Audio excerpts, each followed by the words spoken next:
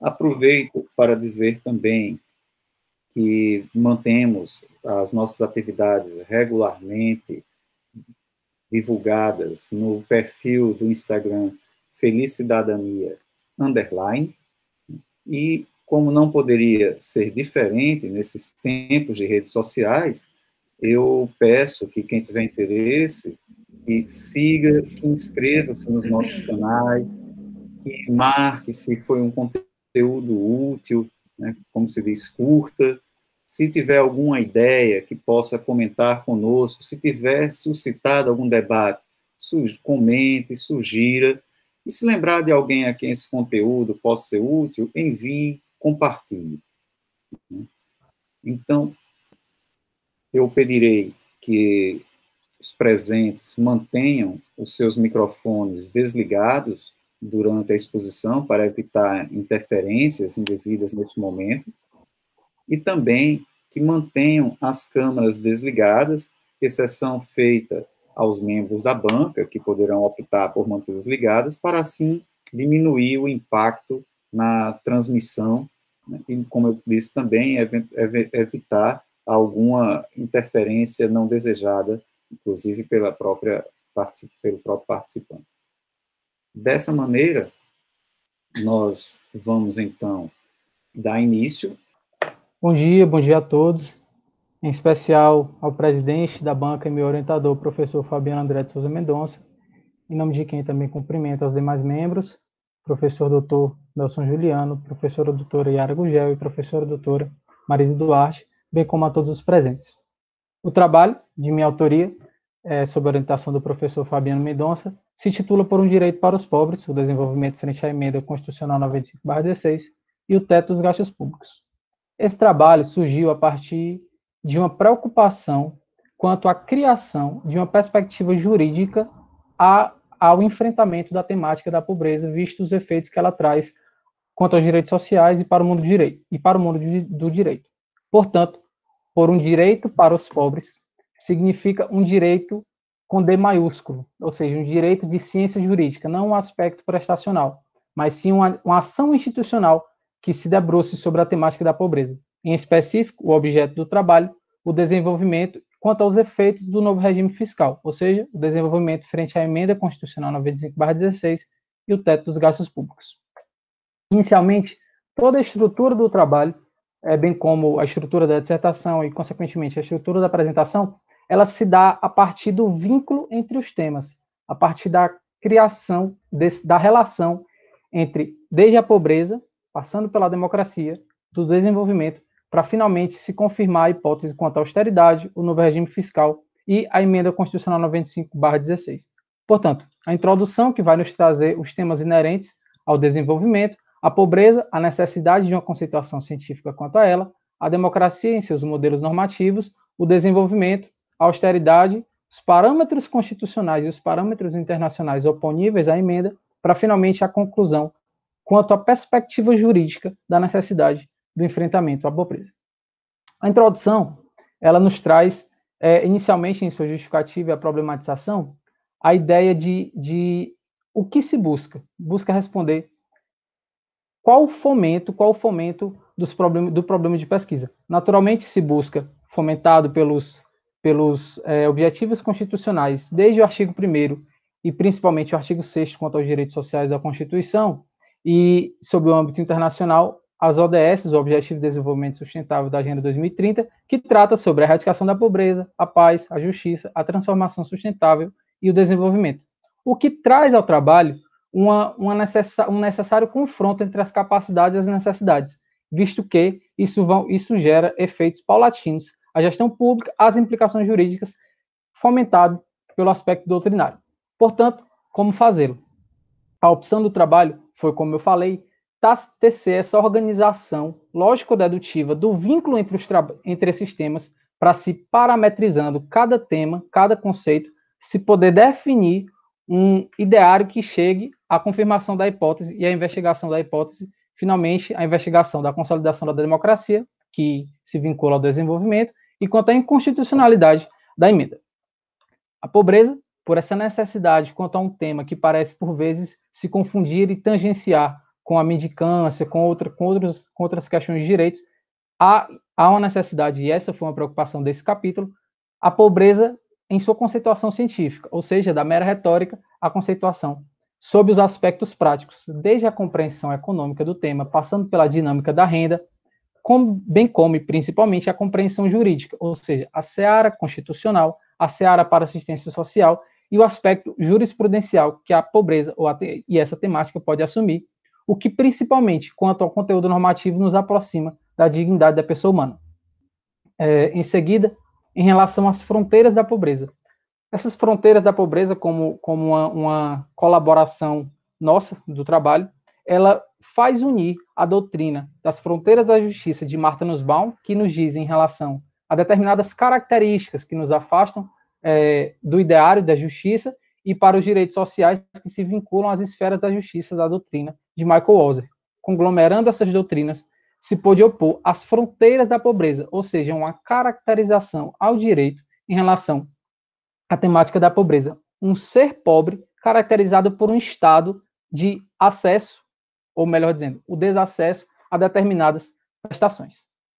Em seguida, quanto ao aspecto de fato econômico, eu diria a positivação econômica da temática da pobreza, o componente de renda, trazendo para o trabalho essa diferenciação, desde a remuneração como gênero até o salário como espécie, mas, principalmente, essa foi uma preocupação, falar sobre os fatores de renda, em específico, os fatores em escala individual, que dizem respeito a um fortalecimento das práticas individuais. Perdoe meu latim, mas se trata aqui sobre o activa activitas, ou seja, a participação política. Muito embora esse capítulo também trate sobre os erros de distribuição, não é o foco dele tratar sobre os erros mercadológicos de distribuição econômica. Entretanto, é muito pertinente, a partir da percepção desse tema, entender as diretrizes e linhas de ação que vai gerar as ações legislativas e, consequentemente, a emenda que vamos nos debruçar quanto ao objeto do trabalho, sobre essas diretrizes que se dá ao mundo jurídico. Então, por essa necessidade de definir conceitos a que pobreza nos referimos, se tem a pobreza perante o direito em sua seara constitucional, a Constituição, que nos traz a pobreza repetidas 9 vezes, sendo 7 delas em relação ao Fundo de Erradicação da Pobreza e as outras 2 em relação aos objetivos constitucionais. Daí já se pode opor, naturalmente, um objetivo de erradicação, um objetivo constitucional de erradicação da pobreza. Quanto ao âmbito internacional, por meio da Agenda 2030 da ONU, em seu objetivo primeiro, que traz acabar com a pobreza, sob o âmbito internacional, em todas as suas formas e em todos os lugares. Em específico, em se tratando de renda, vai se falar, e há a percepção, de fato, sobre o aspecto econômico, esse elemento econômico para a situação do Estado das fronteiras da pobreza, quanto à renda nacional bruta brasileira, que corre cerca de $5,50 diários, e quanto às especificidades distintas, que é muito necessária ao trabalho, quanto à pobreza econômica e à pobreza social. Mas, principalmente, eis um resultado, eis um norte desse capítulo, em relação à dificuldade do acesso a determinadas prestações. A pobreza, enfim, para os órgãos públicos, de fato, eu diria a positivação da pobreza, a pobreza para a LOAS, a Lei Orgânica da Assistência Social, Lei 8.742, que, por sua vez, regulamenta a assistência social, do artigo 203, inciso 5º da Constituição, ela vem nos trazer o aspecto da percepção de até 1/4 de salário mínimo.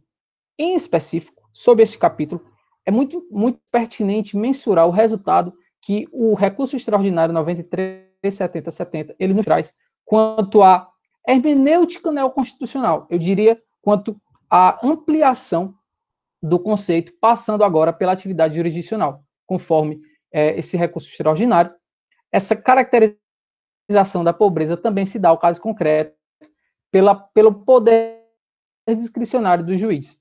Em específico, e a partir de 2016, em se falando agora sobre um aspecto firme quanto ao estabelecimento de um parâmetro, o CAD único, que nos traz a percepção de meio salário mínimo ou até 3 salários mínimos por renda familiar. Em específico, e eis um ponto muito relevante ao trabalho, a mudança de paradigma quanto a um objetivo constitucional para ser agora o dever da redução das desigualdades que se relaciona à dignidade da pessoa humana.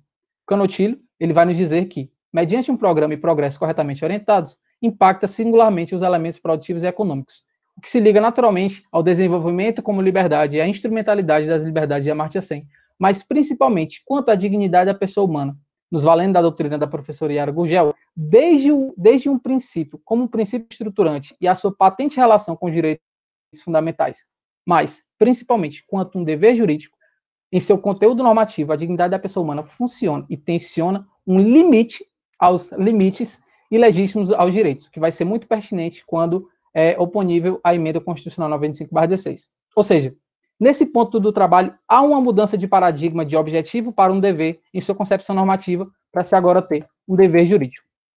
Quanto à democracia, é necessário encontrar um modelo normativo que se vincule a essa ideia. Portanto, nos valendo das contribuições de Habermas, justamente por ele trazer os diversos sentidos técnicos que a democracia pode assumir, ele vem nos falar sobre o modelo liberal, que se aproxima da individualidade, a manutenção da concorrência. De outro lado, o modelo republicano, que se afasta da pluralidade, visto que tensiona uma comunidade universal. Mas, finalmente, como nós temos, e o que nós temos, um modelo normativo, deliberativo, que passa pela inserção política. E eis um ponto muito perspicaz quanto à República Federativa do Brasil. A nossa Constituinte, a Constituinte de 87 e a nossa Constituição de 88, que, conforme o Barroso vai nos dizer, traz a necessidade da participação política, a inserção política como um norte, mas que encontra aí um principal paradoxo, visto que, de um lado, espelha uma democracia participativa e, de outro, espera a formação de cidadãos democráticos. Eis, portanto, o vínculo que o trabalho vai se basear, o vínculo entre a democracia e os direitos. Por quê? Por imprescindida a redução das desigualdades, se está a falar sobre o vínculo entre a democracia e os direitos, conforme Dworkin diz, e nos valemos também dessa doutrina do trabalho, como a comunidade como uma maioria, ou seja, essa comunidade plural que deve ter acesso a determinados direitos para, se a partir de então, poder falar em democracia participativa.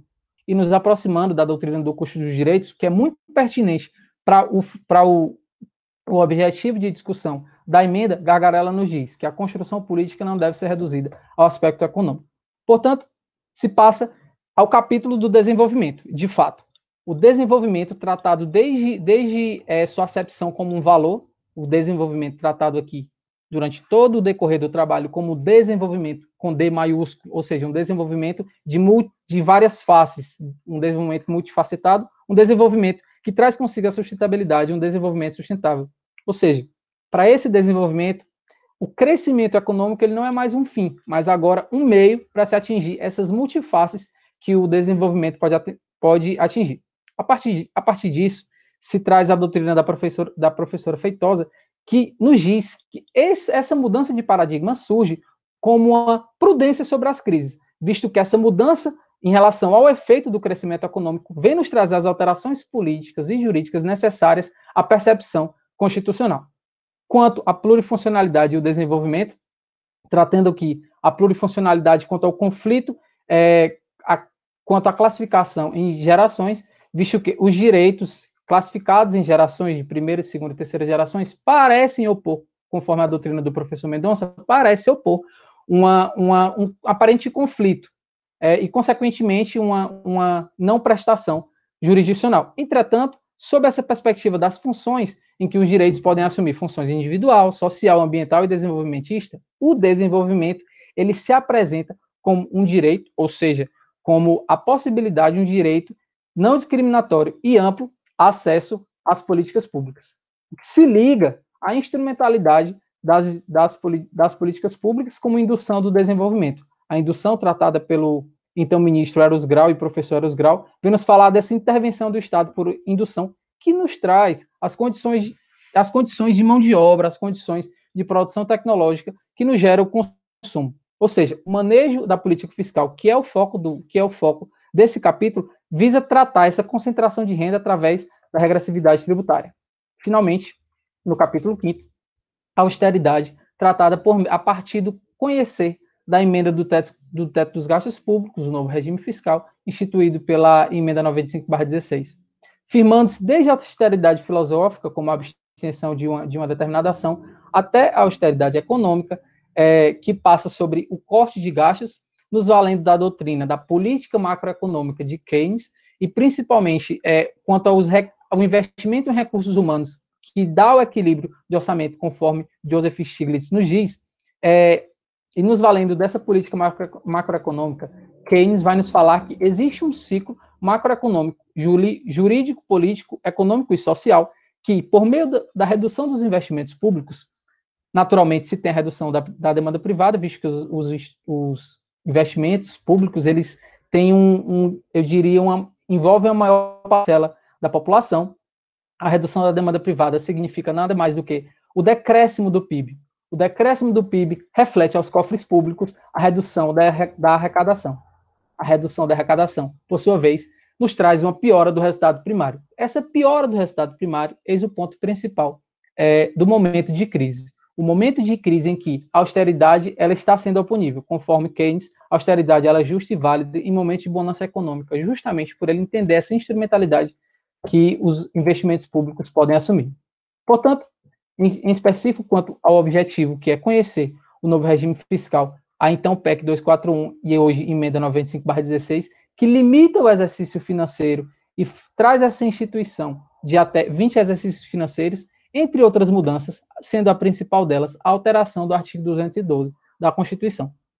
Essa emenda, ela altera no 212 sobre a despesa primária em relação ao PIB da União de antes 18% e dos estados, Distrito Federal e os municípios de até 25%, para agora, conforme o artigo 110, um limite ao exercício financeiro do ano anterior, ou seja, de 2017 o limite de 2016, 18, 17 e assim vai por 20 exercícios financeiros, conforme a projeção da própria, e eis um resultado muito, muito pertinente, esse confronto entre as fronteiras da pobreza trazida pelo trabalho à expectativa dos efeitos da emenda.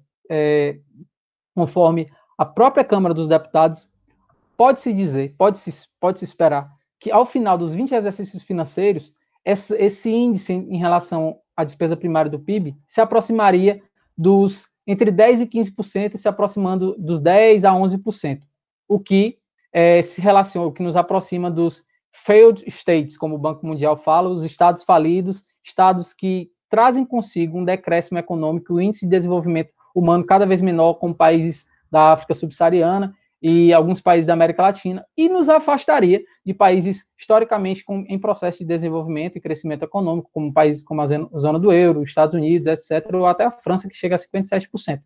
Enquanto que a média desses países passa pelo menos por 35%. Bem, eis o grande ponto da questão que o trabalho visa trazer em relação a essa expectativa. Conforme Berg e Walsh bem falam, esses investimentos públicos, eles trazem consigo políticas de educação, saúde e, principalmente, infraestrutura. Ora, a infraestrutura do Estado não se pode imaginar que não se dará de outra maneira, senão por uma ação governamental. Ou seja, essa instrumentalidade necessária, vinculada aos investimentos públicos, são o que fazem para eles o crescimento de renda e, consequentemente, o desenvolvimento. Finalmente, quanto aos parâmetros oponíveis à emenda, ou seja, o trabalho teve essa preocupação de dizer quais os efeitos, parametrizar esses temas, para finalmente, conhecido esses efeitos, apontar os parâmetros possíveis. Naturalmente, as cláusulas pétreas, como a autotutela constitucional, como mecanismo de controle constitucional, vem nos falar que nenhuma emenda poderá ser proposta quando visar abolir os direitos e garantias individuais. O grande ponto nesse capítulo diz respeito aos determinantes positivos. Não mais a alteração, pura e simplesmente, eu diria, da nomenclatura, da positivação, da retirada de direitos. Mas quando se faz ruir, e essa a proposta do trabalho de evidenciar, quando se faz ruir os determinantes positivos, ou seja, as possibilidades de prestação, nada mais do que se fazer ruir também esses determinados direitos e determinadas garantias individuais. Sob o âmbito internacional, nos aproximamos do princípio do não retrocesso, o princípio que faz manter o status quo dos direitos sociais desde a pacificação no Supremo e também quanto em relação ao artigo 5º da Constituição, em seu parágrafo 1º e 2º, que robustecem e dão conteúdo normativamente constitucional aos princípios e tratados ratificados pelo Estado brasileiro, em específico, para o trabalho, o PIDESC, o Pacto Internacional sobre os Direitos Econômicos, Sociais e Culturais, transformado decreto por meio do decreto 591, ele vem nos falar sobre o uso dos recursos possíveis, não só os disponíveis, trazendo a temática da reserva do possível, não só os disponíveis, mas também os possíveis.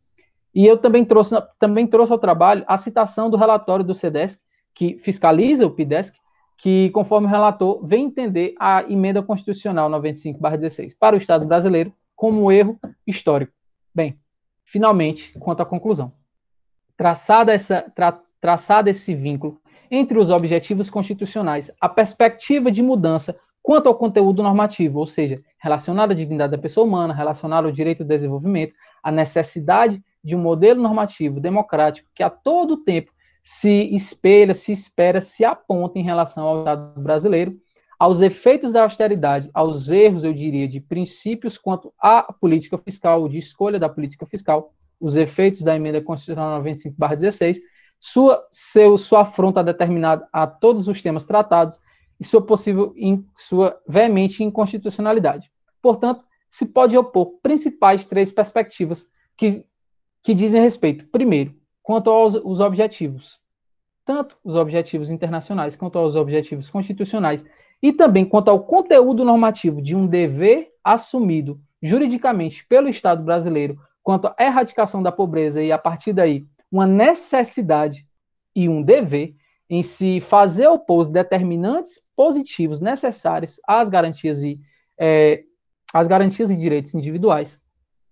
Em segundo ponto, a segunda perspectiva, eu diria, e talvez uma das maiores contribuições do trabalho, quanto à hermenêutica neoconstitucional aos direitos em sua função social. Ora, poderia se opor o vínculo desses temas, a necessidade e o objetivo, não mais um querer, mas um dever, um objetivo, em relação às causas e lides jurídicas que tratem, no âmbito da atividade jurisdicional, em relação à temática da pobreza e da mendicância e os direitos sociais que aí se vinculam, visto que, conforme o capítulo disposto em relação ao tema, essa atividade jurisdicional ela também é presente quanto à caracterização do estado de pobreza. Finalmente, quanto pelo confronto entre os efeitos e as cláusulas pétreas da emenda constitucional 95, tratando sobre sua revogação e sua inconstitucionalidade. Essas são as principais referências que foram utilizadas para a construção do tema, para a construção do vínculo, principalmente do vínculo entre os temas para a investigação da hipótese. Por fim, a citação do então Papa Paulo VI em sua Populorum Progresso, documento que foi um marco em relação ao estudo da tratativa sobre o desenvolvimento, fazendo referência à encíclica Pacem Terras, vem nos dizer que combater a miséria e lutar contra a injustiça é promover não só o bem-estar, mas também o progresso humano e espiritual de todos, e, portanto, o bem comum da humanidade. A paz não se reduz a uma ausência de guerras, fruto do equilíbrio sempre precário das forças. Constrói-se dia a dia na busca de uma ordem querida por Deus, que traz consigo uma justiça mais perfeita entre os homens. A paz, eu diria o mercado, eu diria a economia, não se reduz a uma ausência de guerras, pelo contrário. Fruto do equilíbrio sempre precário, abre parênteses, sempre precário das forças mercadológicas, fecha parênteses, sempre precário das forças, mas constrói-se, abre parênteses, sob um aspecto jurisdicional, político e social, na busca de uma ordem querida por Deus, que traz consigo uma justiça, abre aspas, um desenvolvimento mais perfeito entre os homens. A todos, meu muito obrigado. Já iniciando, eu passaria a palavra ao professor Nelson para dar início à arguição. Obrigado, professor Fabiano. Eu estendo os cumprimentos à professora Yara e à professora Marise também.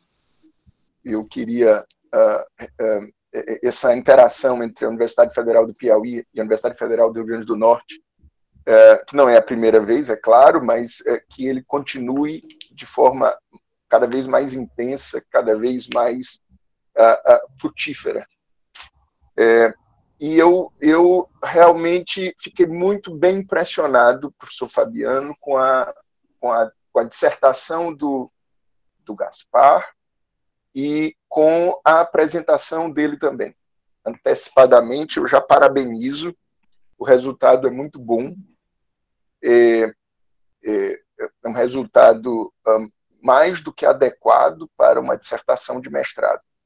E se há uma ou outra ponderação a ser feita, elas são inerentes às próprias limitações que uma dissertação de mestrado tem, especialmente nos dias de hoje, já que os prazos são se tornaram tão importantes e, portanto, os 2 anos para escrever a dissertação, incluído nesse prazo as disciplinas e os papers, etc., é um prazo bastante... mas não é para ser diferente, é um prazo bastante restrito. Então, nessas circunstâncias, eu acho que a dissertação, inclusive, está bem acima da média, é uma dissertação muito bem feita, que aborda muito bem o tema, e eu já antecipo, já parabenizo antecipadamente pelo resultado. Como eu havia dito, quando estamos no mestrado, vivemos num dilema. Tanto orientadores, alunos, o mestrando que está escrevendo propriamente, a banca que está avaliando. E esse dilema é que, geralmente, a primeira pesquisa avançada que se está desenvolvendo pelo mestrando, e, portanto, está tateando, portanto, ainda não tem uma compreensão de algo maior, de um todo, de um conjunto. E o dilema é que ele precisa ter a ideia do conjunto, mas, como são poucos anos, é muito pouco tempo de pesquisa, não é possível ter o rigor, a reflexão, a leitura, o estudo, o amadurecimento para ter essa ideia de conjunto.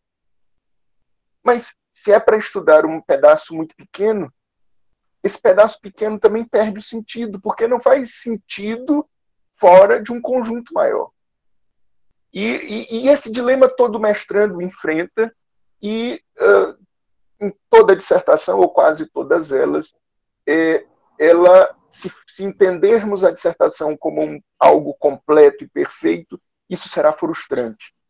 A dissertação, portanto, é sempre um rito de iniciação, é sempre um primeiro passo, que vai se consolidar numa tese de doutorado, e no produto e nas pesquisas desenvolvidas para além do doutorado. Então, é nessa perspectiva que eu vou ressaltar nessa minha fala, professor Fabiano, eu vou ressaltar os aspectos positivos que devem ser ressaltados e vou, porque obrigado estou a fazer isso, mencionar aquilo que, pelas próprias limitações do trabalho, pelas próprias limitações do tipo de trabalho, que é uma dissertação de mestrado, precisarão ser aprimorados em pesquisas posteriores. E aí eu ressalto, em pesquisas posteriores, como eu tentei explicar no início, eu acho que, me parece que raras dissertações conseguem ter a plena satisfação. E o primeiro aspecto positivo é esse esforço enorme que Gaspar teve, e com resultados impressionantes, de tratar de tantos temas controvertidos, tantos temas complexos, e trazer todos para essa dissertação e, com uma certa ressalva, conseguir conectar todos esses temas. Isso é uma enorme virtude. Isso não é fácil e exige muita leitura, exige muita reflexão, exige muito critério para chegar tão longe. Esse, eu acho, um enorme mérito da dissertação. Mas é exatamente este mérito, esta ousadia, que explicita, que obriga a que eu faça uma ou outra ressalva menos importante. De todas elas, o único elemento que eu acho que merece a minha ênfase é o seguinte: Esperamos de uma dissertação, esperamos de uma pesquisa acadêmica que tenha uma justificativa, sucedida por um problema e com uma hipótese. A mim parece que, embora essa dinâmica seja exigível em várias ciências, ela, no campo do direito, ela serve muito mais como dependendo do tipo de pesquisa, ela serve muito mais como um roteiro de pesquisa do que propriamente uma falseabilidade, uma verificação. E talvez, e aí por isso a minha única ênfase, talvez esta ênfase que foi dada no texto, afirmando várias vezes, a minha hipótese é essa, o problema é aquele, e etc., tenha colocado a própria dissertação em algumas saias, em algumas situações um pouco justas demais.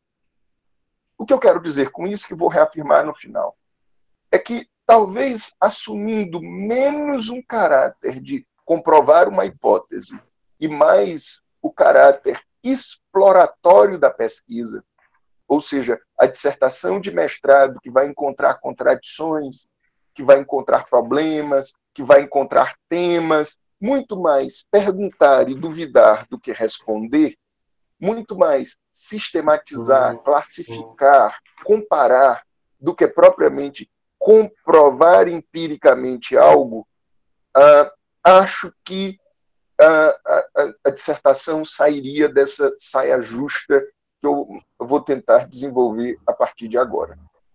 Então, seguindo alguma coisa como a ordem dos capítulos, eu diria o seguinte, e começando pelos aspectos formais, depois entrando em aspectos de conteúdo. O próprio mestrando explicitou o uso da inicial maiúscula, particularmente com a palavra desenvolvimento, ou também na palavra direitos. Eu teria dúvidas se a inicial maiúscula trará benefícios, essa ênfase que é dada.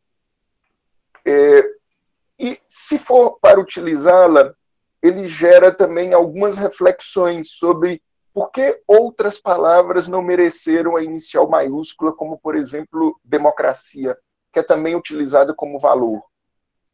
Ou ainda, a opção pela inicial maiúscula, ele, em algumas vezes, ele não se reproduz. A própria palavra desenvolvimento, utilizada enquanto valor, ela ora está com maiúscula, a maioria das vezes, ora está com a inicial minúscula. Enfim. A mim não há problema, desde que ele tenha uma certa uniformidade. E aí, eu acho que a uniformidade foi desejada, mas, como é normal, cada vez que a gente lê, a gente encontra alguma outra... E é só mais uma leitura e mais outra que isso pode ser refeito. Também o texto é muito bem escrito, o texto é claro, o texto é direto, gramaticalmente também é mais do que adequado. É preciso se mencionar uma ou outra correção que precisa ser feita, como, por exemplo, um uso da vírgula aqui e acolá, que merece ser excluído, ou até mesmo acrescentado. Isso também não desmerece o trabalho, muito pelo contrário. Ele ressalta o trabalho, que tem pouquíssimas dessas questões, e que, sinceramente, eu remeto muito mais às revisões e revisões e revisões que acabam retirando a atenção, o foco sobre essas coisas. Então, vamos lá, desenvolvendo. Me parece, volto a dizer, que o que fragiliza o trabalho é o mérito do trabalho. É exatamente porque o trabalho é usado, porque o trabalho pensa grande, porque o trabalho entende, quer foca em algo macro. Mas exatamente porque é ousado, ele, pelas limitações de tempo, pelas limitações do espaço, do tamanho, ele não consegue desenvolver a exaustão todos os aspectos. E quando relaciona tantos aspectos e tantos assuntos controvertidos, inevitavelmente esses assuntos não conseguem a exaustão encontrar os seus fundamentos. E os meus comentários são somente esses. Eu vou desenvolver um por um. Em que medida cada item mencionado não conseguiu chegar completamente ou perfeitamente aos fundamentos.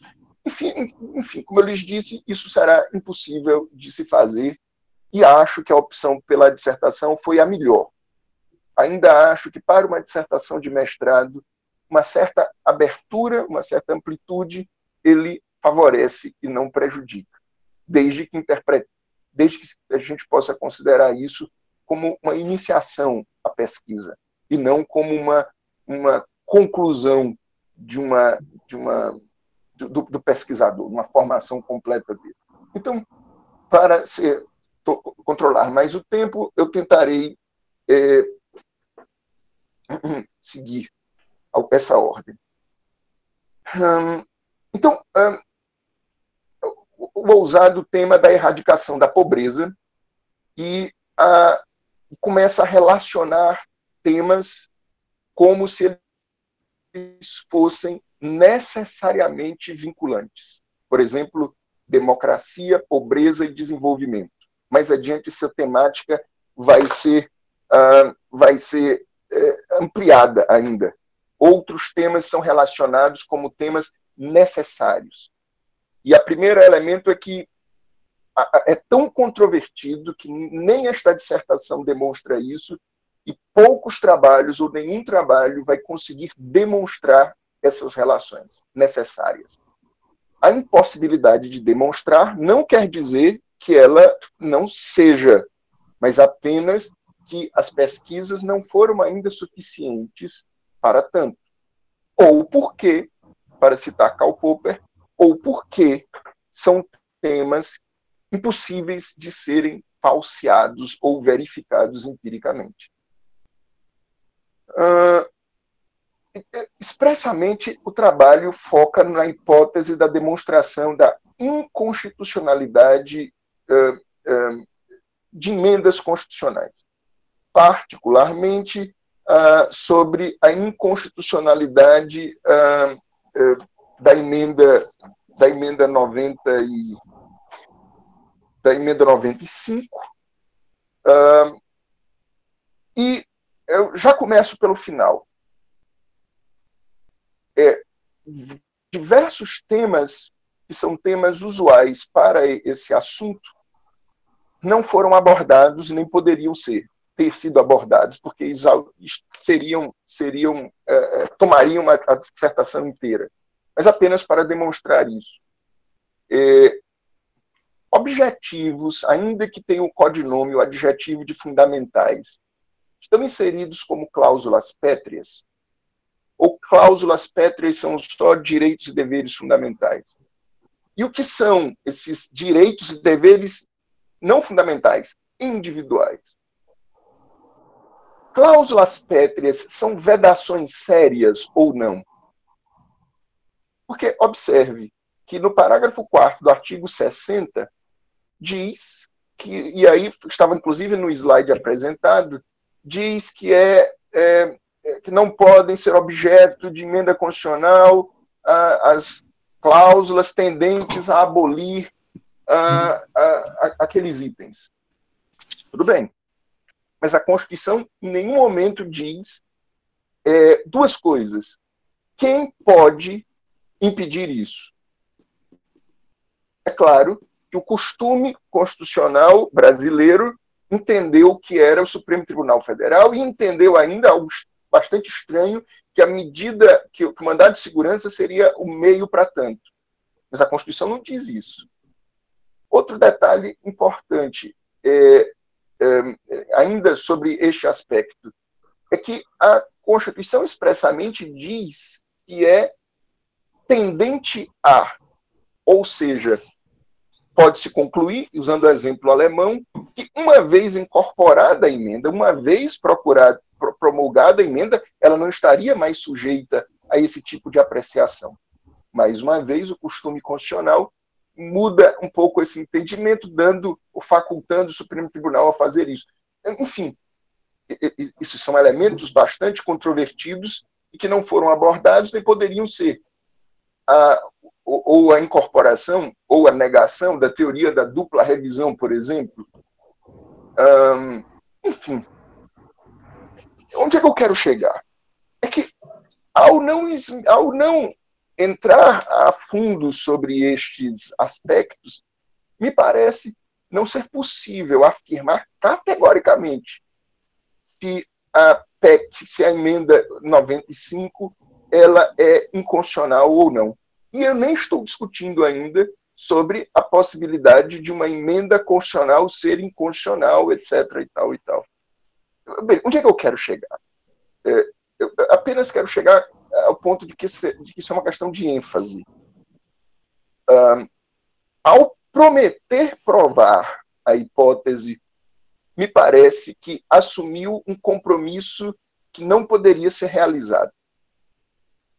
Mas, se a promessa fosse outra, se a promessa fosse: eu quero apresentar o estado da arte, eu quero apresentar o problema, eu quero apresentar as questões que são suscitadas, ainda que eu não consiga responder todas elas, eu quero dar um norte de onde é possível chegar, me parece que a dissertação evitaria esse tipo de questionamento. Mas esse aspecto vai ser abordado apenas nos últimos capítulos. Em capítulos anteriores, tal como essa questão jurídica propriamente, outras questões são levantadas. Algumas são, inclusive, reconhecidas pelo... E mais, ao adotar um tema tão abrangente, causa ao leitor alguma... Bem, se o tema já é abrangente, já trata de tanta coisa, por que excluir algumas outras que são tão relevantes como o problema do clientelismo ou o problema do patrimonialismo? Por que excluir tantas outras como um desenho de justiça procedimental ou um desenho de justiça distributiva, recorrendo a aspectos filosóficos, etc. Enfim, abrir demais também significa a obrigação de justificar quais são os limites desse abrir demais. De novo, acho que aí é só um elemento muito menor de explicitar por que tais aspectos estão mencionados e outros não. E ao fazer esse exercício, me parece que talvez se chegasse à conclusão de que menos aspectos mereciam ser abordados na dissertação do que todos esses que eu mencionei até agora, desde democracia, direitos, pobreza, economia, etc. e tal. Porque a mim parece que estes elementos, embora possam estar juntos, não são elementos necessários. Eu posso erradicar a pobreza, ou eu posso tentar erradicar a pobreza sem estar num regime democrático. Eu posso ter um sistema democrático sem atender a direitos. Eu posso ter um sistema de direitos sem ter... Não me parece que esses elementos são necessariamente vinculantes. Eu compartilho da mesma ideia sua, que é bom, todos estes são bons, mas enfim. Ora, uma categoria, ora, ela se move, e eu acho que ela merece um pouco mais de atenção, que é desigualdade social e erradicação da pobreza. Não são a mesma coisa, e ora elas são tratados como se fossem. Diversos elementos do ponto de vista econômico que são controvertidos e que as mesmas indagações que eu fiz do ponto de vista jurídico caberiam aqui. A adesão, por exemplo, a Keynes não está acompanhada por não só uma crítica comunista a Keynes, como uma crítica liberal a Keynes.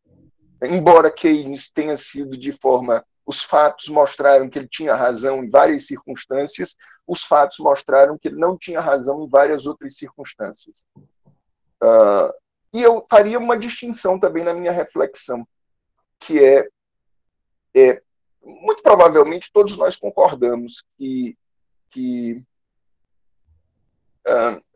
a pobreza tem que ser erradicada, ou tem que se tender para isso, ou que as desigualdades têm que ser reduzidas, ou que as pessoas não podem viver num nível tão vil, desprovida de bens econômicos, etc. Mas provavelmente todos os teóricos, todas as teorias, todas as correntes dirão isso. O X da questão é como chegar a isso, ou a quem confiar chegar a isso. Se é confiar no mercado, se é confiar no Estado, se é confiar absolutamente no Estado ou relativamente no Estado, se é confiar numa redistribuição de renda, como é a ênfase dessa dissertação, ou se é para confiar numa redistribuição do patrimônio, da propriedade, que é uma outra tipo de visão. Então, estes elementos se tornam, não foram devidamente abordados, mas que valem. Por exemplo, uma questão crucial para isso é se quem deve ser o protagonista de decidir sobre como usar a renda. O Estado, na medida em que distribui serviços e não renda, em que oferece educação, em que oferece saúde, em que oferece casa, ou, bem ao estilo do Amartya Sen, ou uma renda mínima assegurada pelos tributos redistribuídos, e, portanto, cada um é que vai saber se vai usar o dinheiro para educação, se vai usar o dinheiro para saúde, se vai usar o dinheiro para comer, se vai usar o dinheiro para morar, se vai usar o dinheiro para arte, se vai usar o dinheiro para vir jogar futebol, etc, etc e tal. Essa é uma questão fundamental que também não foi abordada e que ela passa pela discussão do teto dos gastos, especialmente porque o mais radical liberal já descobriu que o programa Bolsa Família, Bolsa Renda Mínima, ou qualquer coisa desse tipo, não é tão oneroso quanto se imaginava que fosse. Enfim. Então, me conduzindo para o final, eu sei que eu tenho mais 5 minutos apenas. O professor Fabiano, por favor, me corrija se eu estiver enganado. Mais uma vez, 10 minutos, professor. Obrigado, professor. No capítulo da democracia, a mesma coisa. Você trata muito bem, tem um enorme esforço, faz algum recorte ao optar pela teoria habermasiana e não fazer outras digressões mais abertas, mas, de novo, por que Habermas e não os outros? Como confrontar os críticos de Habermas?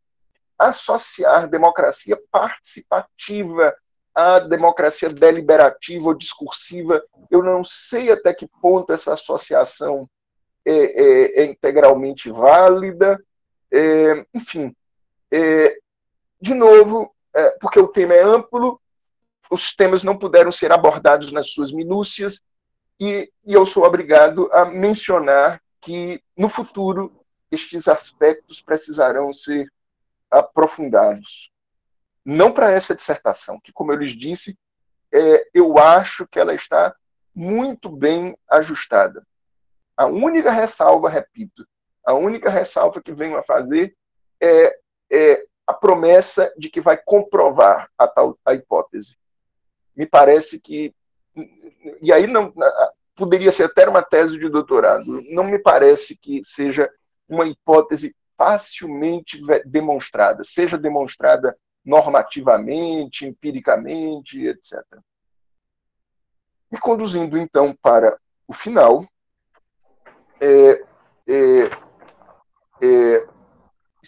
voltando aos temas jurídicos propriamente, voltando ao tema constitucional propriamente, veja como os argumentos, às vezes, a gente bem intencionado, e aí a crítica que eu farei não é a essa dissertação, mas há uma ideia bastante difundida. A ideia de colocar tudo na Constituição, ela causa um bem, mas causa um mal. Em poucos lugares do mundo, na verdade eu não conheço outro lugar do mundo, em que tem uma cláusula constitucional como a do teto dos gastos. Mas isso não é nada de anormal para o caso brasileiro. Assuntos econômicos estão repletos na Constituição. E me parece que isso causa um enorme problema. Porque assuntos econômicos, assim como outros assuntos, precisam de uma certa flexibilidade. Flexibilidade que a legislação pode atender. E, trazendo junto disso, me parece que, e aí por isso a democracia nesse jogo, ela talvez atrapalhe um pouco. Há elementos excludentes. Todas as vezes que eu enfatizo a imutabilidade da Constituição, que eu enfatizo, por exemplo, uma cláusula que impede o retrocesso social, como eu enfatizo que o teto dos gastos não é uma opção do orçamento, da lei orçamentária, mas é uma opção do Constituinte, todos esses elementos tornam o sistema menos democrático. Menos democrático no sentido genuíno do termo, e não nas variações que se tem feito ultimamente. No sentido de confiança no homem comum, e que o homem comum, por maioria, pode tomar as decisões. E o homem comum toma as decisões por maioria, porque amanhã outra maioria vai mudar. Se tudo vira constitucional, o homem comum não pode fazer as mudanças que quer fazer. Enfim, e se tudo é constitucional, e se tudo é fundamental, aquilo que efetivamente é fundamental deixa de ser. Os direitos individuais, o direito a ter uma religião, o direito a não ser torturado, quando eles são juntados com outros direitos que reproduzem muito mais maiorias, etc., ele se torna mais fraco.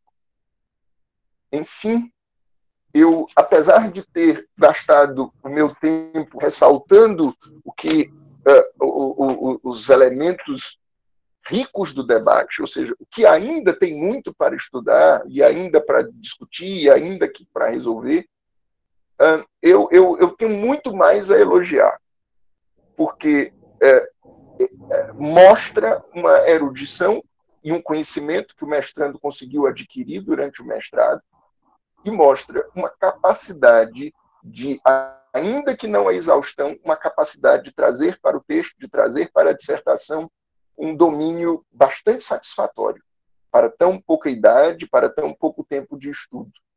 E vislumbro um pesquisador com um futuro muito promissor. Eu reitero minhas congratulações, reitero os parabéns pelo excelente trabalho do mestrando e também pelo trabalho conjunto que foi do orientador.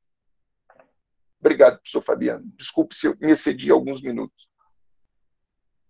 Ademais, algumas questões quanto a nomenclatura, quanto às questões gramaticais, por exemplo, em relação ao desenvolvimento com D maiúsculo, desenvolvimento com D minúsculo, eu confesso que desde a qualificação, eu diria que diuturnamente eu estou a revisar o texto, e de fato existe um determinado propósito nessa mudança, porque no corpo do texto a utilização do democracia com D minúsculo, o desenvolvimento com D minúsculo, ele diz respeito ao desenvolvimento, eu diria, sob o senso comum.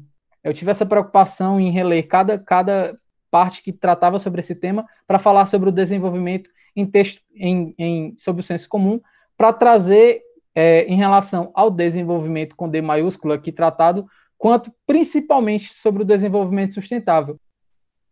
Pergunta ao professor Nelson se está satisfeito ou se teria alguma observação a acrescentar à resposta de Gaspar. Não, muito satisfeito e compreendo agora o sentido de desenvolvimento. Imagino que tenha lhe dado um trabalho enorme. Engraçado, às vezes eu reviso um texto e perco a ordem e eu reviso a minha própria revisão depois. Porque, sim, são sutilezas que tornam difícil, mas que ressaltam ainda mais o seu mérito. Ter o cuidado para a mesma palavra, ora significa uma coisa, ora significa outra, e usar a inicial maiúscula para destacar. Mais uma vez, professor, eu reitero meus parabéns e minha satisfação com o resultado da pesquisa. Já de imediato, conforme já explicado, da professora Marise. A professora Marise Costa, ela também é professora externa ao programa de pós-graduação em Direito, professora doutora da UFRN e vice-líder da base de pesquisa em Felicidade e Cidadania. E sua participação se torna não só importante neste momento, mas o professor Nelson também atende a essa característica da pesquisa que nós estamos tratando aqui, que ousou ser um pouco ampla na sua abordagem, porque estamos trabalhando com como eu posso dizer, um revolver de terra em vários conceitos, com várias crises, vários problemas, e isso tem exigido realmente essa visão um pouco ampla, talvez ainda estejamos a tatear, mas eu já passo para a professora Marisa. Bom dia a todos, é uma honra, né, estar aqui agora participando da defesa. Então, eu cumprimento a todos e algumas observações gerais, depois formais e de conteúdo, mas de forma mais específica. Talvez o fato de eu ter participado da qualificação me deu a oportunidade de ter um contato maior com o trabalho de Gaspar, né? E aí eu vejo, analisando agora a dissertação mesmo, eu vejo, Gaspar, como você realmente, em tão pouco tempo, você evoluiu, né, na reconstrução do seu texto, nos aspectos em que realmente precisava. Te parabenizo por isso, realmente foi um trabalho, imagino que tenha sido um trabalho hercúleo, então, pouco tempo, né, você ter essa evolução, né, e parabéns por isso também, né. Outra coisa também que eu queria lhe parabenizar foi pela sua apresentação. Eu gostei bastante da sua apresentação, né? Ficou muito claro, até para quem não viu seu trabalho antes, né? Que é a grande maioria das pessoas presentes. Então, elas têm uma noção realmente do seu trabalho como um todo, e sua apresentação foi muito boa. Gostei bastante.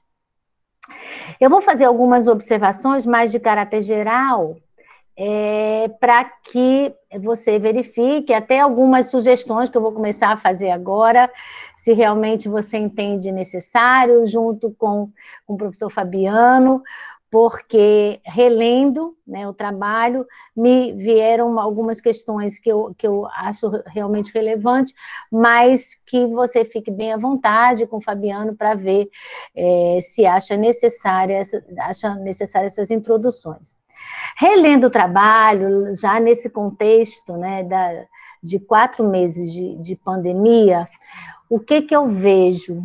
Né? Eu vejo, e um tema, né, da desigualdade, da pobreza, como ele veio à tona nesse momento de pandemia, eu vejo a necessidade, no meu ponto de vista, que ainda de forma introdutória, a vinculação da questão que você trata, né, que é principalmente a inconstitucionalidade da emenda 95, mas destacando a importância de se olhar e se dar conta do objetivo da erradicação da pobreza. Eu acho que nesse momento agora, diante da pandemia, isso ficou muito evidenciado, essa necessidade do enfrentamento da questão da pobreza.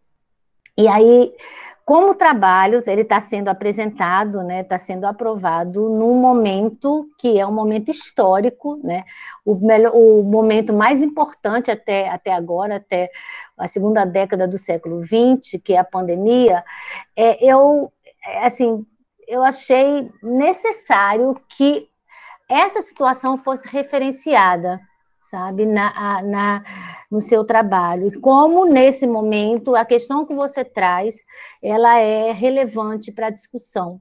Então, a minha primeira sugestão é que realmente a pandemia que colocou à tona, né, com muito maior ênfase, né, essa sua questão de pesquisa, ela seja mencionada no trabalho, até para que fique um trabalho bastante contemporâneo com a época em que ele está sendo realizado.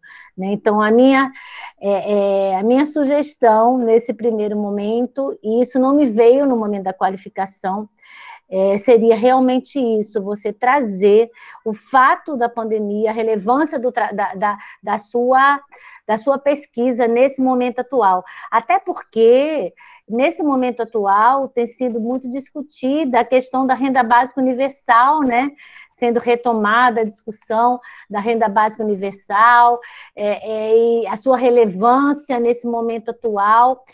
E por isso, né, eu acho que esse fato não pode ficar ausente do corpo do trabalho, até porque a sua, como você nos esclarece bem, Gaspar, e eu acho muito relevante isso, a sua motivação, o tema do enfrentamento da pobreza é um tema que lhe motiva a pesquisa, né, as consequências que a gente tem na sociedade com relação a desvalorização, né, desse objetivo fundamental da República, que é a erradicação da pobreza, e que agora foi alçado a nível mundial, na verdade, desde lá dos Objetivos de Milênio, mas reforçado com o Objetivo de Desenvolvimento Sustentável. Então, eu acho, e aí você pode, nos seus comentários sobre as minhas observações, você se posicionar, o que você acha com relação a esse primeiro aspecto, tá certo? Mas isso me veio muito forte quando eu revi seu trabalho para a defesa, tá certo? Outra coisa, esse segundo aspecto, mais também de caráter geral, é que uma observação que eu fiz no momento da qualificação foi realmente trazer o desenvolvimento sustentável e até os ODS, né, a Agenda 2030, também para ser dado uma maior ênfase no seu trabalho. E eu vi que você realmente, né, trouxe a Agenda 2030 e o ODS 1, que é da erradicação da pobreza, mas aí eu me lembrei, Gaspar, e também é uma questão que eu vou colocar, né, para você também ver se você acha relevante. Aí eu fui dar uma olhadinha, porque a gente sabe que todos os ODS, eles têm as suas metas, né, que são... Cada ODS tem as suas respectivas metas. Aí, como você realmente deixou bem claro que você estava tratando do ODS 1, aí eu fui olhar as metas lá na Agenda 2030 e eu vi, Gaspar, que elas têm exatamente, lá no finalzinho, ela fala de 5... Quando você abre a Agenda 2030, no Objetivo 1, ela fala de 5 metas, né? E especificamente na primeira meta 1, ela traz referências à utilização de recursos, né? Por exemplo, a 1A, ela diz que, e isso dentro do Objetivo 1, que é a erradicação da pobreza, garantir uma mobilização significativa de recursos a partir de uma variedade de fontes, aí vai falando. E na 2, também ela trata de marcos políticos sólidos a nível nacional, regional e internacional, com base em estratégias de desenvolvimento, enfim. As metas do ODS 1, elas têm uma relação direta com o objetivo do seu trabalho. E aí, talvez fosse interessante também você, além de você falar só do objetivo, você também referenciar as metas que envolvem o uso de recursos, o incremento de recursos para esse objetivo, sabe? Então, eu vi que seria bastante relevante você trazer as metas do ODS 1 também para o seu texto. Até porque o Brasil, ele se compromete, né, com a implementação da agenda, ele já tem lá o seu objetivo lá no início da nossa Constituição, dentro dos objetivos fundamentais da República, mas ele também aderiu a esse compromisso internacional. E aí a gente sabe que nessa adesão do Brasil ao compromisso, ele tem metas bem específicas, né, para serem cumpridas, prazos a serem cumpridos para dar conta do atendimento a esses objetivos. E aí eu acho que as metas do ODS 1, elas têm uma total vinculação com a sua pesquisa. E eu achei interessante você também trazer à tona. Então, seria a minha segunda observação de caráter geral. E aí eu vou fazer mais 2 observações, aliás, mais algumas ainda, mas já focando em questões específicas com relação a título da sua dissertação, né, e de introdução, conclusão e de um subitem. Com relação ao título da dissertação, eu sei que você diminuiu o título, ficou bom, mas eu fiquei pensando aqui, se você se referir, aí você também, quando você for se manifestar com relação às minhas considerações, Gaspar, você pode dizer se eu estou pensando certo ou não. Quando você coloca, né, o título da dissertação, por um direito para os pobres, desenvolvimento frente à emenda constitucional 95/16 e o teto dos gastos públicos, a conexão E, né, ela parece que você está falando de duas coisas, e quando você vai lá para frente, né, lá no seu capítulo 5, eu acho, né, você diz que é a emenda constitucional, que é do gasto dos... a austeridade é a emenda do teto dos gastos públicos, ou seja, é a mesma coisa, né? Então, você não está tratando da emenda constitucional e o teto dos gastos públicos, você está tratando da questão da austeridade materializada na emenda que estabelece o teto dos gastos. E aí eu fiquei, né, com esse aspectozinho, né, para colocar para você realmente ver se eu tenho razão, né, ou não com relação a essa minha observação, tá? Até porque você usou, né, no título de uma forma e lá no capítulo você vai utilizar de outra, chamando ela da emenda do teto dos gastos públicos. Outra coisa que me deixou assim um pouquinho curiosa, que você acrescentou depois da qualificação, foi um título para sua introdução e um título para sua conclusão. Eu fiquei curiosa com relação ao título que você deu a essas duas partes do trabalho, só para você também me esclarecer com relação a isso. Outro questionamento é porque eu vi que você incluiu, né, aqui no capítulo 5, né, um subitem, o último subitem do capítulo 5, o subitem 5.4, que é o novo regime fiscal e a qualidade de vida dos brasileiros. E aí eu fiquei um pouquinho, assim, preocupada com a inclusão de uma nova expressão, vamos chamar uma nova categoria, né, que é a qualidade de vida, né, uma expressão que tem um conteúdo jurídico. Por exemplo, na área ambiental, a qualidade de vida, quando a gente está se referindo à sadia qualidade de vida, tem uma definição, né? E aqui você inclui, né, no subtítulo, o novo regime fiscal e a qualidade de vida dos brasileiros, mas lá no subtítulo você não vai fazer essa diferenciação, né? Quer dizer, diferenciação não, desculpa, fazer essa definição, o que você está entendendo como qualidade de vida. E aí, lembrando, voltando lá para as discussões da nossa base, né? E aí já colocando o segundo ponto que eu vou, de caráter geral, que eu vou colocar daqui a pouco, a gente vê que qualidade de vida, ela não se resume, né, a acesso a bens materiais, né? Qualidade de vida está muito além, né, a definição de qualidade de vida, né, está muito além na perspectiva de relacionar a qualidade de vida a bem-estar interno, a felicidade, que é como a gente trabalha, né, lá na base, a felicidade do ponto de vista da sua concepção filosófica, né, de bem-estar interior. Aí eu fiquei, como foi uma introdução também nova do termo qualidade de vida, eu achei que ficou muito vago, né? Porque pode ser entendido, né, que você está dizendo que o acesso a bens materiais é por si só, né? Você alcançar bens materiais significa qualidade de vida, né? E aí eu fiquei achando que mereceria aí você fazer uma revisão nessa definição, né, de qualidade de vida que você introduz aí no item 5.4. Outra preocupação minha, e essa preocupação me veio agora, e já na esteira da discussão sobre a questão da qualidade de vida, essa preocupação me veio na sua fala, tá? Na sua apresentação.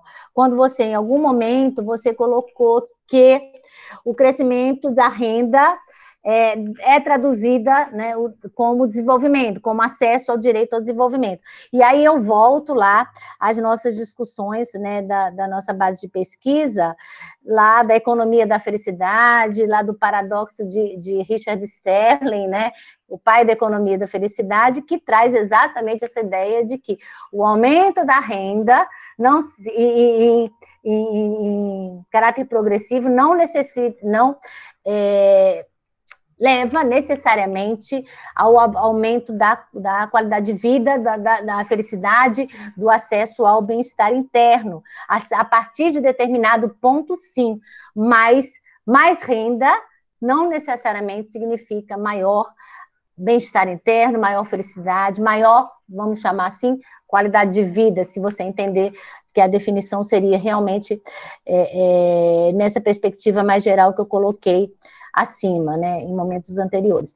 Então, eu fiquei com essa preocupação, tá certo, Gaspar? E aí, essa preocupação não me veio quando eu estava lendo o trabalho, mas quando você falou, aí eu me lembrei, né, que você não pode deixar tão claro, e você falou de forma bem enfática, né, que o crescimento da renda leva necessariamente ao acesso ao direito ao desenvolvimento, né? E aí é só para você fazer essa observação com relação a essa relação direta ou não, lembrando lá dos estudos que a gente vem fazendo lá na base. Tá? Então, essas seriam as observações mais de caráter geral. No momento que você for responder as minhas observações, né, aí você me esclarece realmente como é que você entende esses meus destaques, tá bom? Essa observação, eu estou muito contemplada com o seu trabalho. Eu quero, finalizando, né, reafirmar a qualidade do seu trabalho, o fato dele ser realmente um produto de uma grande preocupação, um esforço seu. Quando a gente lê o seu trabalho, a gente vê que houve um grande esforço e você dá conta de questões que lhe inquietavam, né? E isso, ter o professor Fabiano como orientador, eu acho que fecha a beleza, né, a importância, melhor dizendo, do seu trabalho, principalmente nesse momento atual, e eu acho que a academia ela ganha muito com o seu trabalho, muito mesmo, e você tem toda a possibilidade de aprofundar uma pesquisa tão bonita, né, que começa aqui na sua dissertação. Então, parabéns por tudo, e mais uma vez, um agradecimento de coração por você, professor Fabiano, ter me escolhido, por estar aqui com vocês nesse momento tão importante da sua vida profissional e pessoal também. Em específico, professora, quanto às metas da ODS, elas, de fato, elas entram, eu diria que essa é uma das minhas maiores, um maior despertar quanto aos objetivos do desenvolvimento sustentável. Quando a senhora ia falando das metas, eu acho que teve um grande insight, porque aí também cabe muita coisa, e de fato ainda cabe muita, eu diria muito campo para discutir, mais do que discutir, eu imagino que as metas, de fato, não só o objetivo, ele pode trazer um aspecto mais robusto, até o dever jurídico, como preocupação ao trabalho. Bem, professor, em relação a mudança de capítulo, a mudança dos nomes, inclusive a introdução e a conclusão, de fato é algo novo, algo que mudou da qualificação para cá, mas isso surgiu de uma reunião, de uma conversa com o professor Fabiano, e a gente achou por bem, tendo em vista que o capítulo introdutório e tanto conclusão, ele já, com esses subtítulos, ele já introduzem de fato ao que o leitor pode esperar, tanto da introdução quanto da conclusão. Então, por essa nossa reunião, quanto à orientação do professor, acho que a gente chegou a esse ponto. Mas, em específico, professora, quanto ao título ainda, essa também foi uma alteração feita pós-qualificação, que ele correu no seguinte sentido. Eu tive a preocupação, inicialmente, antes de finalizar esse título, eu não tinha colocado a emenda e o teto dos gastos públicos. Mas, até pela preocupação em já trazer ao leitor a ideia de que se tratava, sob uma perspectiva constitucional, eu tive essa preocupação em já colocar no título essa diferença sobre o termo, no fato, a emenda constitucional 95/16. Eu até coloquei o número para o leitor já justamente entender que eu trato sobre os efeitos constitucionais daquela emenda. E, naturalmente, como o trabalho mostra, o teto dos gastos públicos que dela decorre. Ou seja, eu também poderia colocar o novo regime fiscal, mas aí já ficaria muito amplo. Então, por essa preocupação de já introduzir a discussão constitucional, por isso que eu me valei desse termo. Quanto ao aspecto da renda, professora, eu tive essa preocupação também no trabalho, justamente por esse confronto entre a renda e a qualidade de vida e a felicidade, trazer no trabalho escrito, talvez eu tenha exposto da apresentação e tenha diferenciado em relação a esse conceito, mas a preocupação foi trazer sobre o aspecto de indução do orçamento, ou seja, de indução do investimento público, não fazendo com que seja talvez uma condição sine qua non de crescimento e qualidade, felicidade, não, mas uma indução, naturalmente, tentando relacionar as prestações de direitos como um foco principal em relação ao acesso, ou no caso, ao desacesso aos direitos. Ou seja, eu quis mostrar essa relação entre os investimentos públicos, muito embora se possa imaginar que, naturalmente, a ideia da qualidade de vida, do direito à felicidade de fato, ele não necessita absolutamente, sendo, como eu falei, assim, a mudança dessa perspectiva do desenvolvimento, com o crescimento econômico sendo para ele um fim, mas antes também passa, como Berg e Orff vão falar, sobre essa necessidade de infraestrutura. Ainda que não seja uma condição sine qua non, como eu falei, elas dão um condão de indução para os determinantes positivos que naturalmente nos vinculam a determinados direitos. Nós vamos passar a palavra para a arguente que vai encerrar essas nossas atividades, professora Yara Gugel, que finaliza esse verdadeiro painel avaliativo dos diversos aspectos que a dissertação aborda, né? E a professora Yara integra o programa de pós-graduação em Direito, e, portanto, uma avalista, nesse momento, de todo o papel do programa na formação de recursos humanos para a pesquisa. Professora Yara, por favor, dê-nos a alegria de sua participação. Muito bom dia a todos. É uma imensa satisfação estar aqui na banca do aluno Francisco Gaspar Lima Júnior, a convite dele e do meu amigo Fabiano. Bom dia ao professor piauiense Nelson, bom dia à querida Marise, que também faz parte da UFRN. Primeiro, Gaspar, não foi surpresa a qualidade do seu trabalho, porque eu conheço Fabiano há mais de 20 anos e sei da seriedade dele, então não tinha como fazer nada diferente. Fabiano é uma das pessoas que eu mais admiro, não somente na academia, né, mas na vida. Ele é um altruísta, ele é de uma generosidade agigantada. Cada encontro que eu tenho com ele, eu alimento minha alma pela sua bondade. Então, eu já começo parabenizando e dizendo que você é um rapaz de muita sorte de ter tido o professor Fabiano como seu orientador. Porque eu já li o trabalho pelo menos 2 vezes. Então, eu entro num bloco onde você está inserido, e a sua advogada, e ao mesmo tempo de ver o resultado de um trabalho da UFRN, onde a gente teve a possibilidade de mexer, de certa forma, e trabalharmos juntos para a melhoria dele. Eu concordo com o Marise, ele melhorou e muito.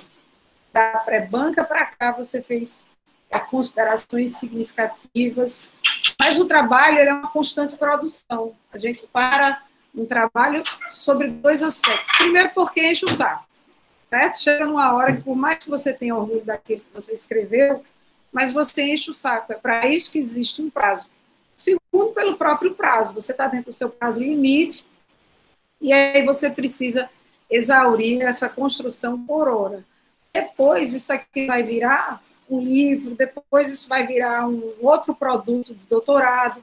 Certamente você vai crescer muito nele.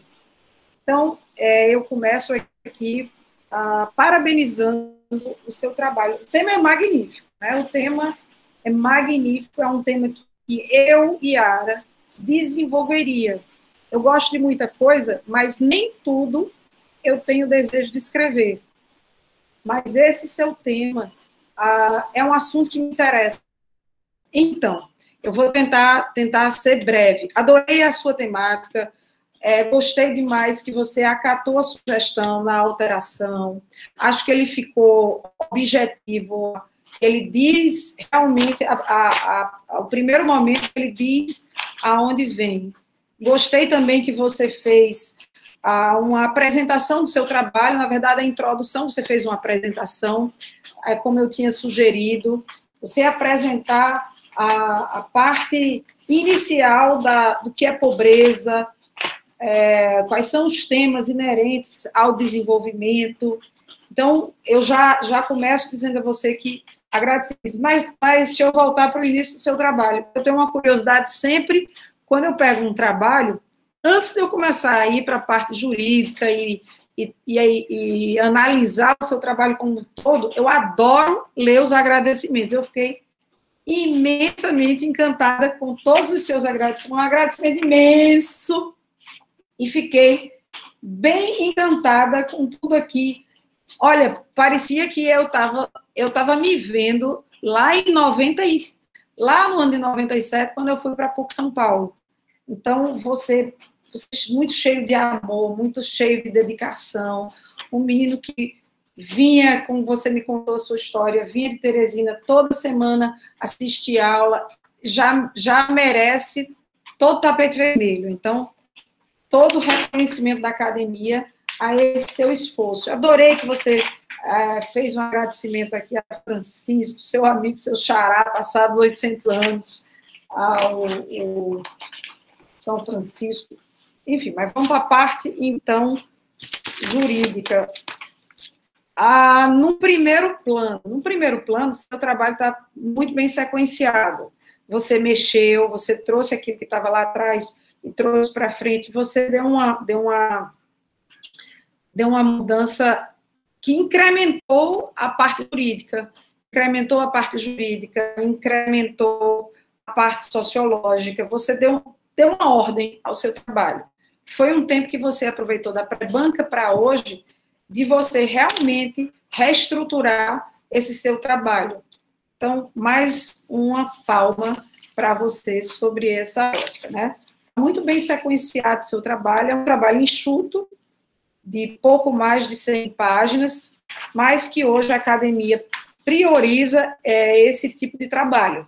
Ninguém tem mais tempo de estar lendo. Hoje eu tenho uma outra banca às 3 horas da tarde, eu tenho uma outra banca a próxima semana. Então, toda semana eu tenho pelo menos 2 bancas. Então, se eu pegasse um trabalho de 300 páginas, no final das contas, o aluno ia dizer muito e não necessariamente ia dizer o objeto do trabalho. Esse é o ponto. Então, você fez a opção de fazer um trabalho enxuto dentro do seu tema.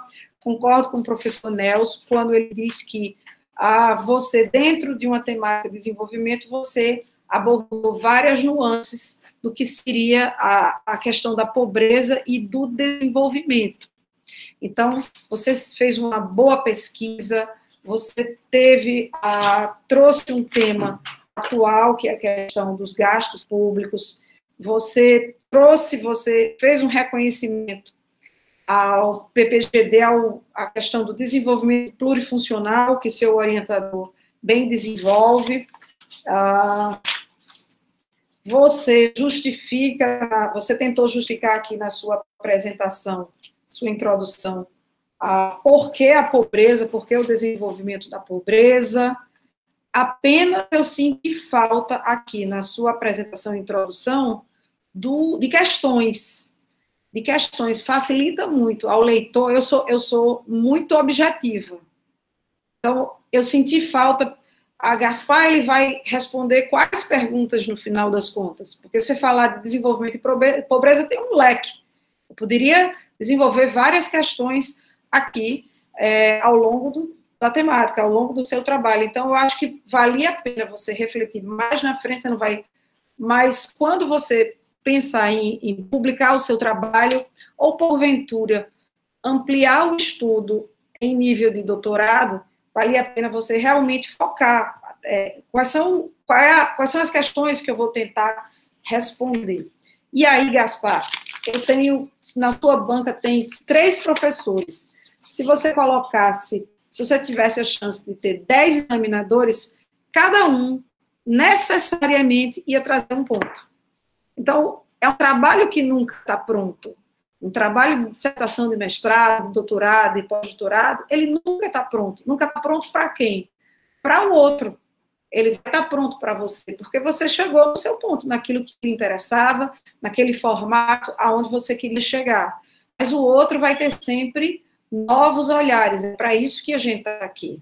A gente está aqui realmente para reconhecer o seu trabalho, avaliar, você já foi avaliado previamente na pré-banca, foi aprovado, e discutir, dialogar com você determinados pontos, que é isso que eu começo a tratar aqui.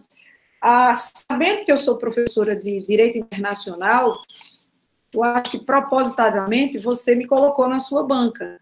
Então, é nisso que eu vou me ater, nos pontos do direito internacional, da teoria geral dos direitos humanos. E aí você realmente, já no início do seu trabalho, na página 19, você fala dignidade como fundamento dos direitos humanos, sustenta uma instrumentalidade que dá as bases à atuação política, da atuação política. Eu não entendi esse parágrafo, atuação política, da atuação política. Então, esse daqui já ficou confuso. Nem você respondeu hora nenhuma para mim aqui no seu texto o que são direitos humanos, quais são os direitos humanos, por que você está trabalhando direitos humanos, ao mesmo tempo que você trabalha os direitos fundamentais, qual seria a ordem, por que esses direitos advindos de tratados internacionais de direitos humanos, eles necessariamente impõem a um Estado signatário ao seu cumprimento. Esse seria um ponto que eu gostaria de ter visto. Aí você fala, eu gosto quando você diz, a dificuldade de renda é também uma dificuldade à cidadania. Concordo com você, porque não há desenvolvimento sem direitos humanos, não há direitos humanos sem democracia.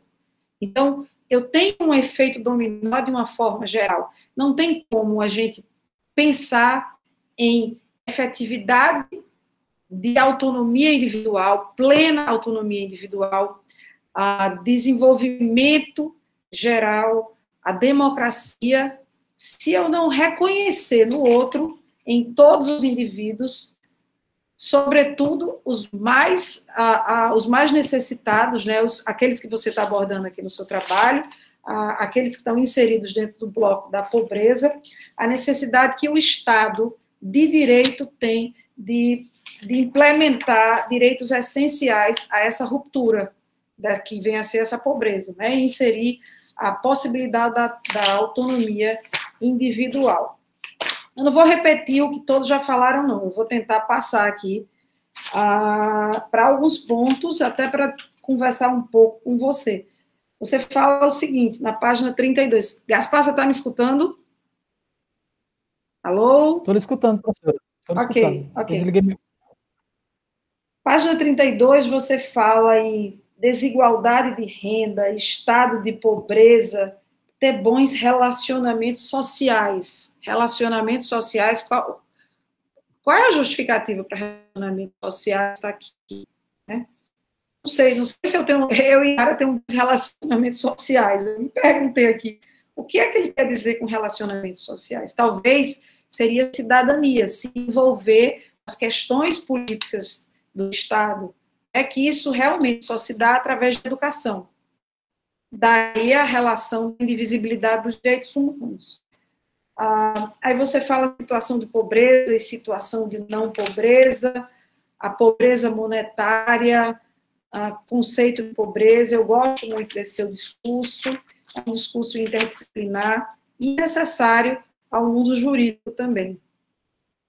Na página 36, mais uma vez, você volta a estado de pobreza, estado de miserabilidade, necessidade fora do constituído de um conceito. Aí, lá para as tantas, você bota aqui um recurso extraordinário. Acho que foi até o ministro Marco Aurélio. Aí, realmente, eu gostaria que você tivesse falado um pouco mais sobre essas questões, porque isso faz muito parte do seu trabalho, né? Senti muita falta, na página 39, você me cita aqui em 2 trabalhos meus, um sobre o princípio da igualdade e não discriminação, outro sobre o conteúdo normativo da dignidade da pessoa humana, e eu senti falta de você desenvolver no seu trabalho a questão da dignidade da pessoa humana, que é o fundamento do seu trabalho, de você ter um capítulo sobre isso. Por quê?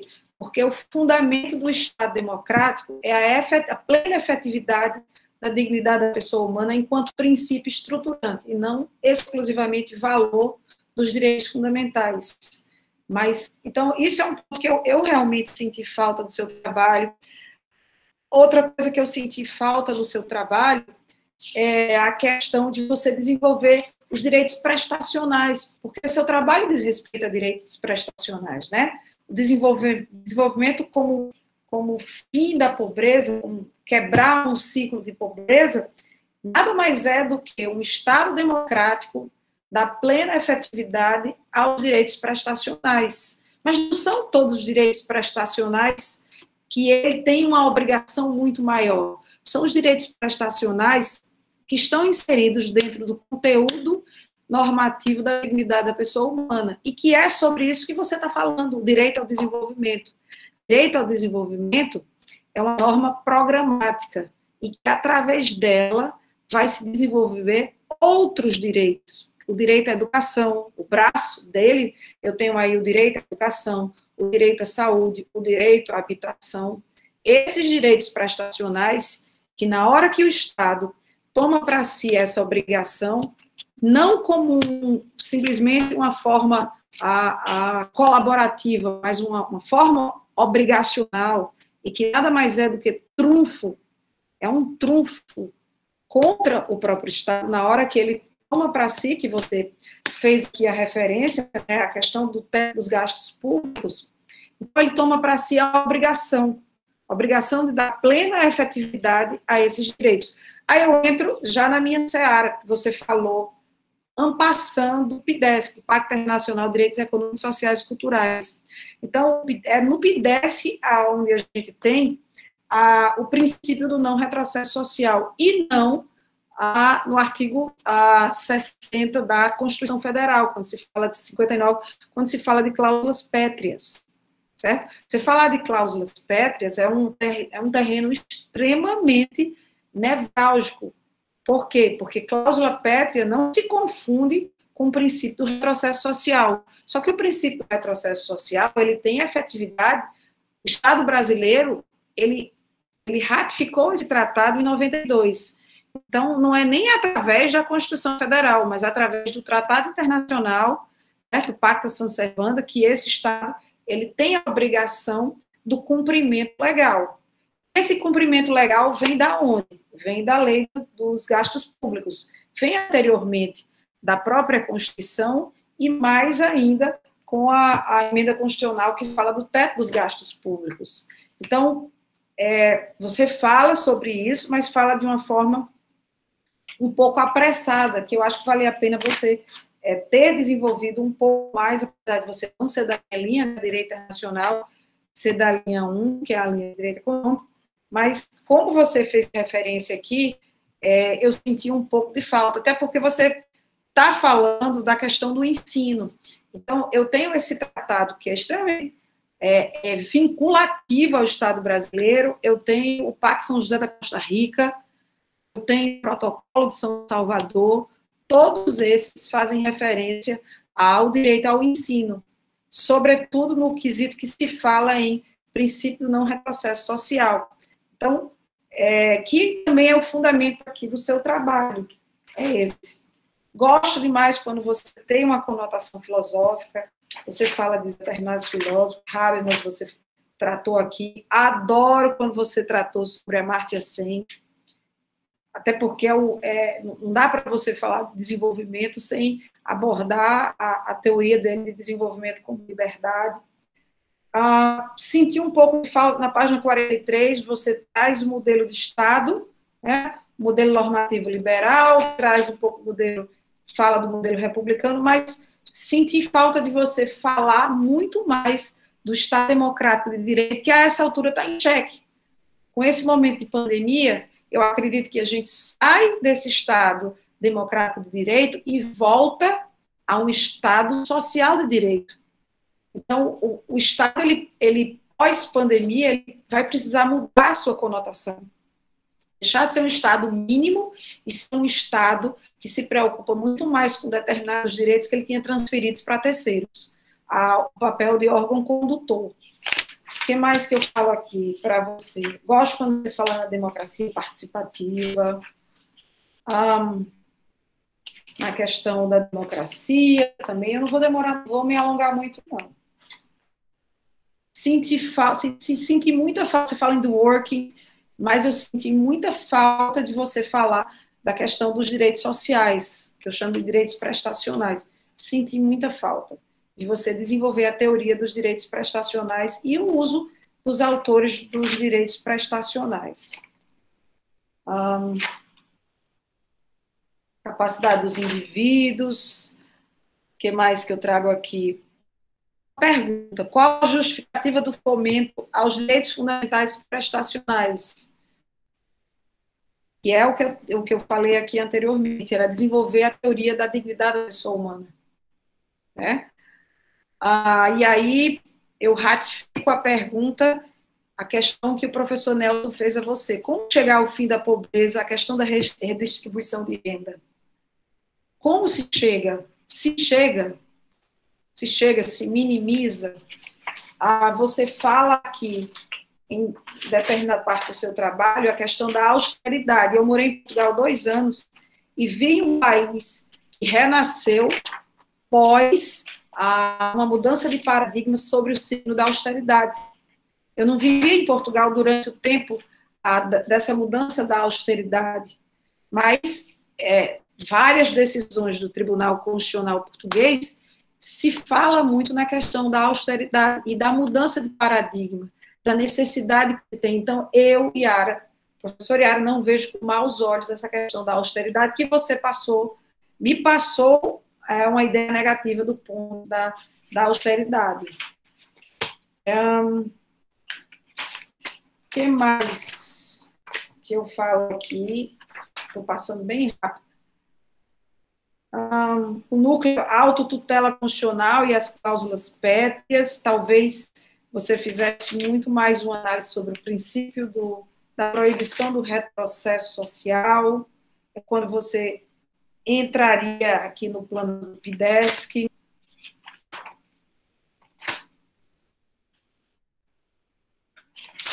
Deixa eu ver o que mais. Passando por conta da hora.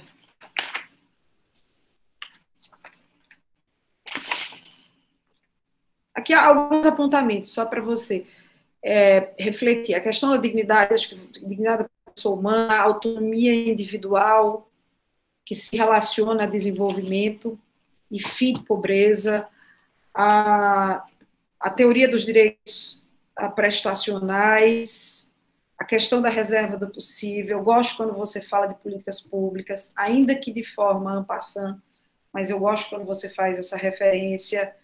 Eu gostei que você, ainda também que de forma en passant, você tratou do direito internacional, não é? Valia a pena você refletir também sobre a cooperação internacional financeira. Na hora que um Estado-membro ratifica um tratado internacional, principalmente aqueles que dizem respeito aos direitos sociais, ele tem a obrigação de participar desse núcleo de cooperação internacional financeira também, em razão do Pacta Sunt Servanda. Que mais? A questão da redistribuição de renda. concordo com o professor Nelson quando ele mais uma vez fala, quem deve ser o protagonista? O Estado continua como protagonista? Seriam essas as considerações, eu falei bem rapidinho, seriam essas as considerações que eu faço aqui no seu trabalho. Eu gostei muito, Gaspar. Eu gostei, fiquei bastante tocada com o seu trabalho, com a sua desenvoltura, com a sua resiliência, da sua história, aqui enquanto aluno, vindo do Piauí toda semana. Então, palmas para você, pelo seu desejo de estar dentro da academia, de estudar os direitos fundamentais. Parabéns a você, ao seu orientador Fabiano, e parabéns a todos os seus familiares que participaram também desse trabalho, que isso é uma saga. Eu já completei 3 ciclos e sei que sozinha a gente não vai para frente. Então, palmas para vocês. E agradeço imensamente. Ó, tem alguém que apareceu ali, a mãe, a avó. Todo mundo faz parte de um trabalho desse. Ninguém consegue escrever sozinho. Eu não fiz tese de pós-doutorado sozinha. Eu tive apoio, como você teve apoio da sua família.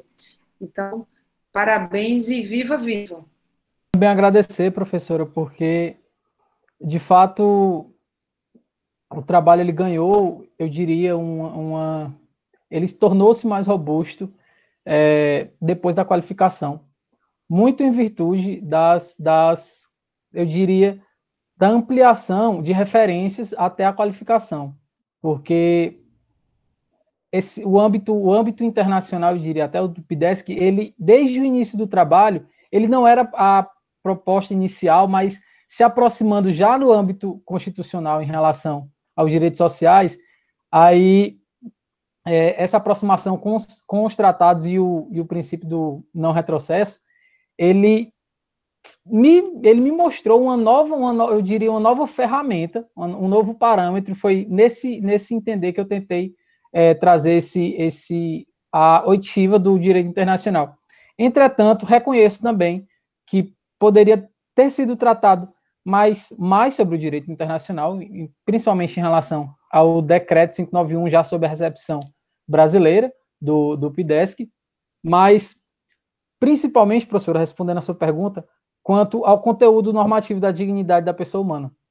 Porque, de fato, ele funcionou agora, desde a alteração, como, eu diria, a justificativa, de fato, para o conteúdo normativo dos direitos prestacionais, que também se aproxima dos direitos humanos, mas principalmente dos direitos prestacionais. Professora, e só para comentar rapidamente sobre a sua fala sobre o professor Fabiano, muito desse... Eu diria que a qualidade do trabalho decorre das orientações do Fabiano, porque a maioria das boas referências que foram utilizadas, foi por indicação e orientação dele. É isso, professora. Há algumas palavras, no mínimo de praxe, o orientador deve dizer. Eu, sobretudo, fico à vontade para não arguir aqui, não apenas porque já pude acompanhar toda a evolução do trabalho, mas também porque tivemos a oportunidade de contar com uma banca de qualidade e que foi também quantitativamente suficiente para todos os fins de apreciação séria e responsável da pesquisa que foi desenvolvida. É claro que chega a ser um alívio saber que tem a possibilidade de contar com Gaspar para defender algumas ideias e alguma forma de desenvolver a pesquisa das observações que são feitas, já que ele compreendeu bem e houve uma simbiose muito grande entre o orientador e o orientando no que diz respeito a debater e construir coletivamente. Não foi um voo solo, não foi uma pesquisa que chegou simplesmente, por mais que ele tenha sido o grande artífice, mas ele, de muito bom grado, aceitou o debate e o diálogo. Aliás, mudamos bastante o tema até chegarmos a esse objeto final. E isso me deu uma gratidão muito grande, porque eu pude ver a importância do debate na academia de uma maneira cada vez maior, de maneira cada vez mais tranquila. Eu vejo como a academia é um espaço que só existe enquanto trabalho coletivo. sem o trabalho coletivo, sem o debate, é apenas alguma coisa a mais que você faz na vida e não vai muito além do que você já estava antes de entrar e se torna quase que desnecessário na sua existência. Agora, quando a gente constrói coletivamente, se torna, sim, uma coisa nova.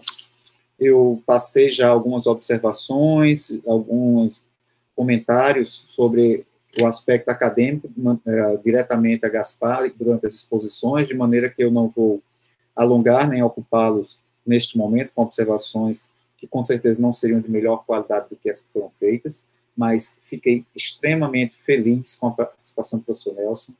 Digo a todos os presentes que a banca, compreendam, é um momento de passagem, é uma última aula que o aluno tem, onde, por vezes, a banca se sente no direito, e tem o direito de fazer observações até que talvez nem ela mesma observasse, mas é porque o desejo é de colaborar para que esse trabalho vá ainda mais longe, que ele consiga brilhar ainda mais, principalmente quando a gente vê que o pesquisador tem condições de dar esse brilho, de fazer com que isso aconteça, e é o caso de Gaspar.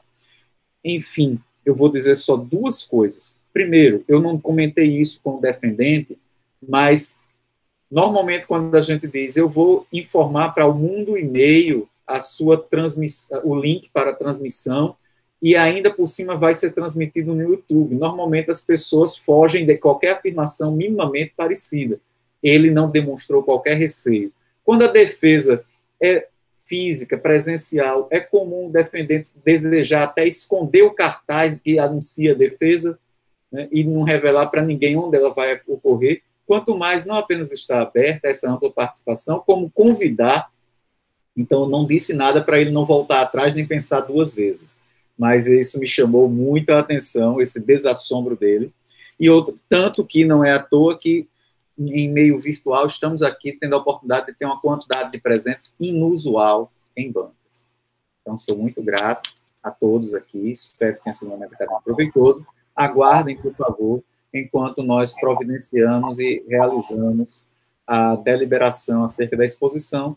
Até lá, fiquem à vontade para utilizar a sala.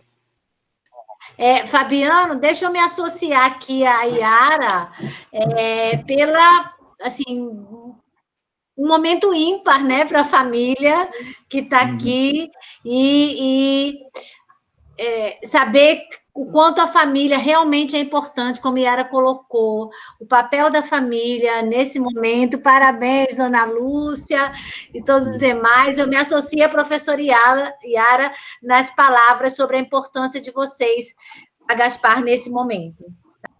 Aos 20 dias do mês de julho de 2020, às 10 horas, por meio de videoconferência, foi instalada esta comissão examinadora como parte dos requisitos para a obtenção do título de mestre em Direito. A comissão foi presidida por mim, contou com a participação dos professores doutores Nelson Matos, Marise Costa e Yara Gugel, que funcionou como examinadora interna. A sessão teve a duração de 2 horas e 30 minutos, tendo a comissão emitido o parecer favorável à aprovação pela atenção de todos os requisitos metodológicos de conteúdo, obtendo o mestrando o resultado aprovado, com distinção. Parabéns, Gaspar.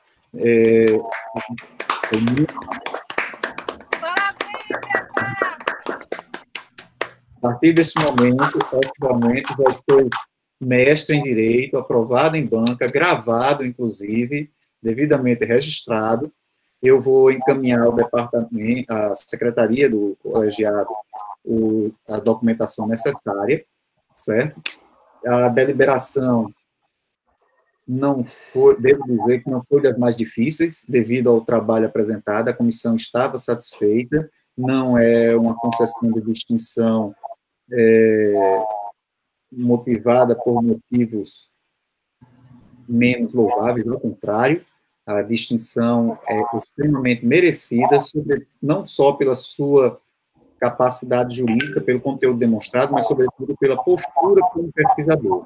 Assim, você finaliza uma jornada que você iniciou há 2 anos e que envolveu você em um grande projeto pessoal, né, e profissional, e que nós esperamos ter contribuído da melhor maneira para todo esse momento. quiser fazer alguma consideração, agora fique à vontade. Desculpa, enfim. Não foi, eu não diria que foi fácil, porque, de fato, foi bem difícil, na verdade, pegar 4 aviões semanais e 4 ônibus, quer dizer, 8 ônibus semanais e mais de 20 horas de viagem toda semana, e foi muito, enfim.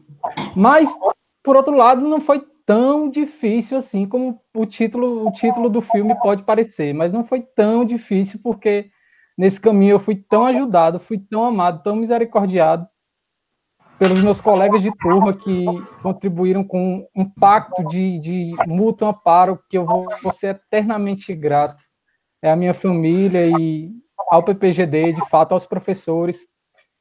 Se eu for citar nomes, eu vou cometer alguma gafe de esquecer alguém, mas, de fato, só para agradecer a vocês, pois este que vos fala uma pequena canetinha, e assim quer ser, nas mãos de Deus, nas mãos de Nossa Senhora, e pela inspiração de São Francisco de Assis. São Francisco de Assis, rogai por nós. Amém. É isso, meu muito obrigado a todos. Deus abençoe a toda a sua família, a todos, né? Paz e bem, o que eu posso desejar. E, assim, vamos seguindo. Agradeço a presença de todos, a banca, nesse momento, se desfaz, né?